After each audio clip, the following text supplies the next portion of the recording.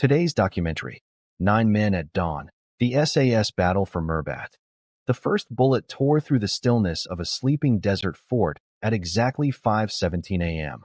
It was followed by a deafening, impossible roar. From the black, monsoon-soaked hills of Oman, over 250 hardened communist guerrillas unleashed a storm of fire. Mortar rounds rained down. Rocket-propelled grenades streaked through the gloom. And through the smoke and the deafening noise, 9 men of the British Special Air Service stared into the coming dawn and into the face of annihilation. This was the Battle of Mirbat. And the question, on that morning of July 19, 1972, was not if they could win. It was if they could survive the next 10 minutes. The Dhofar Rebellion was a war the world chose to ignore. In the southern province of Oman, a rugged, monsoon-fed landscape of mountains and wadis known as the Jebel, a Marxist insurgency named the People's Front for the Liberation of the Occupied Arabian Gulf sought to overthrow the ancient sultanate. Backed by the Soviet Union, China, and the radical regime in South Yemen, they were a well-armed, ideologically driven force of over 1,000 fighters. Their goal was to seize the strategic Strait of Hormuz, through which a third of the world's oil then flowed, and ignite revolution across the Arabian Peninsula. By 1972, they were winning. They controlled the high ground, the loyalty of many tribes, and the initiative. To stop them, the Sultan had called upon the most enigmatic of allies, the British Special Air Service. The SAS had been in Oman for years, operating in secret, training the Sultan's fledgling forces in a campaign known as Operation Jaguar.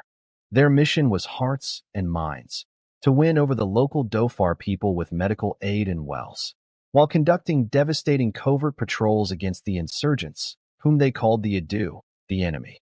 In July 1972, the 8-man team from B Squadron, 22 SAS, arrived at the coastal town of Mirbat for what they thought was a routine rotation.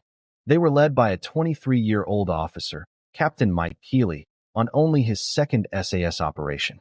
Their home was a small, whitewashed British Army training team house, known as the Bat House, on a ridge overlooking the ancient Portuguese fort of Mirbat.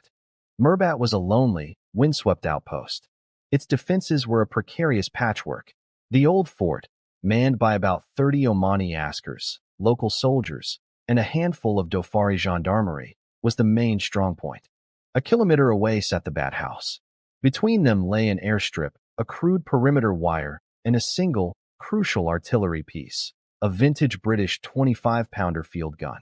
This gun was the key to the entire defense. It was Mirbat's only real firepower. And on the night of July 18th, as a fierce Kharif monsoon storm lashed the coast, the Adu were moving. Unbeknownst to the SAS, a massive assault force had infiltrated to within a few hundred yards of the wire.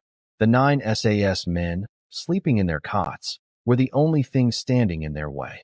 Dawn on July 19th broke not with light, but with fire. A wall of mortar and machine gun fire engulfed the Bat House and the fort simultaneously. Captain Keeley, jolted awake, rushed to the rooftop observation post. Through his binoculars, the sight was chilling. The entire northern and western perimeter was alive with the flash of muzzles and the shapes of men swarming forward. They were not a ragtag militia. They were disciplined, using cover fire and moving in bounds. They were already at the wire. Keeley's first, desperate radio call to SAS headquarters in Salalah was stark. "We are under heavy attack. Estimated enemy strength, 250. The response was a silence that spoke volumes. Salalah was over 50 miles away. No quick reinforcement was possible. Mirbat was alone. The battle immediately fractured into a series of isolated, desperate struggles for survival. At the 25-pounder gun pit, Laba, the Fijian gunner, knew the weapon was useless without its crew. He sprinted, under a hail of fire, the 800 meters from the Bat House to the gun pit. Reaching it, he loaded, aimed, and fired the massive gun at point-blank range into the advancing guerrillas, the concussive blasts tearing holes in their ranks. But he couldn't do it alone. Hearing his frantic call for help over the radio, Trooper Takavisi, ignoring orders to stay, made the same suicidal sprint. Minutes later, Tommy Tobin followed. Now, 3 men were in a shallow pit, surrounded by hundreds, operating a gun designed for a crew of 6. Back at the Bat House, the rest of the team fought a battle of precision against chaos. But the mathematics were brutal. The Adu had heavy machine guns and mortars zeroed in on their position. Every burst from the rooftop drew a storm of return fire. Below, Captain Keeley coordinated air support, his voice strained but controlled on the radio, calling in strike aircraft that were still 30 minutes out. The situation at the gun pit was deteriorating rapidly. A crackle over the radio. Laba's voice, calm but urgent. He'd been hit in the chin. The crisis reached its zenith just after 6:30 a.m. A determined group of Adu breached the perimeter wire and stormed the gun pit itself. In the close-quarters melee, Laba was shot again, this time fatally. Tommy Tobin, trying to drag his friend to cover, was also mortally wounded. Only the injured Takavisi remained, firing his rifle until it was empty, then using his pistol. At that moment, the 25-pounder fell silent. The loss of the gun meant the fort's main defense was gone. Captain Keeley faced an impossible choice: stay and be overrun, or order a near-suicidal charge to retake the gun pit and save Takavisi. He chose to charge. With Corporals Cole and Warren, Keeley burst from the relative safety of the Bat House and ran into the inferno. The 200-meter dash to the gun pit was a blur of mud, smoke, and the crack of bullets passing far too close. They found a scene of carnage. Laba and Tobin were dead. Takavisi, barely conscious, was still defending the pit.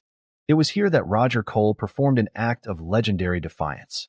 Spotting a Browning .50 caliber machine gun mounted on a Land Rover near the fort wall, he made another dash. Under intense fire, he reached the vehicle, wrestled the heavy gun from its mount, and dragged it back to the gun pit. He then proceeded to fire it from the hip, standing fully exposed, hosing the advancing enemy with devastating .50 caliber rounds. As Cole's Browning roared, the sky finally answered. First came the slow, distinctive thump of an Royal Air Force BAC Strikemaster jet, scrambled from Salalah.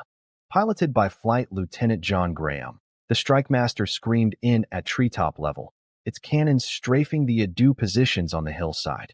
The psychological impact was immediate. The guerrillas had never faced modern air power. Then, a second Strikemaster arrived.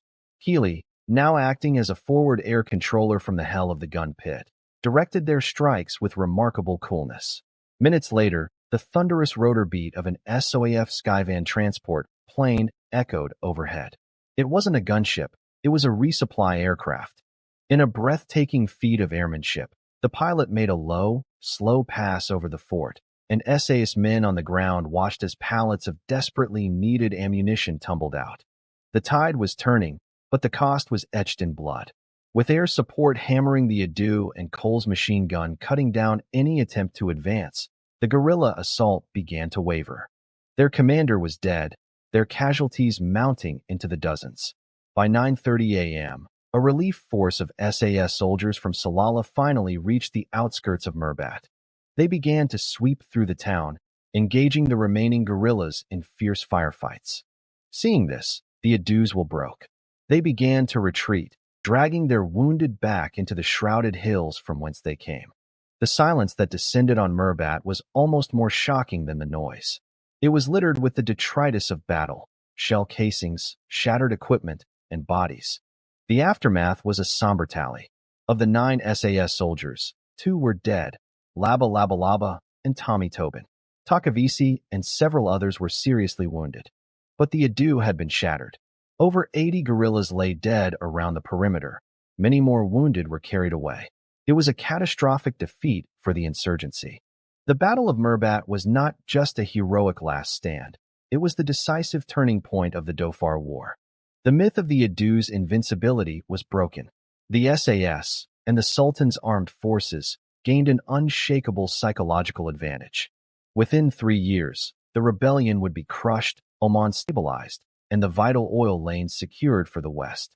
Yet, for decades, the story of Mirbat remained shrouded in official secrecy. The SAS soldiers were told not to speak of it. Captain Mike Keeley was awarded the Distinguished Service Order, but the full story of his leadership and the raw courage of men like Cole, Laba, and Takavisi only emerged slowly. The battle entered the annals of Special Forces legend, studied for its lessons in small unit leadership, the will to win, and the sheer power of human resilience against impossible odds. Today, the dusty fort at Mirbat stands as a quiet testament. It is a story of 9 men who, on a stormy July morning, held a line not just in the sand of Oman, but against the tide of history itself. They were forgotten by many, but their stand echoes wherever a few must face the many and choose to fight. Thank you for watching. If you enjoyed this documentary, please subscribe to our channel. We bring you fascinating documentaries on history, science, civilizations, mysteries, and the untold stories that shaped our world. Hit the subscribe button and the bell icon so you never miss a new release. See you in the next one.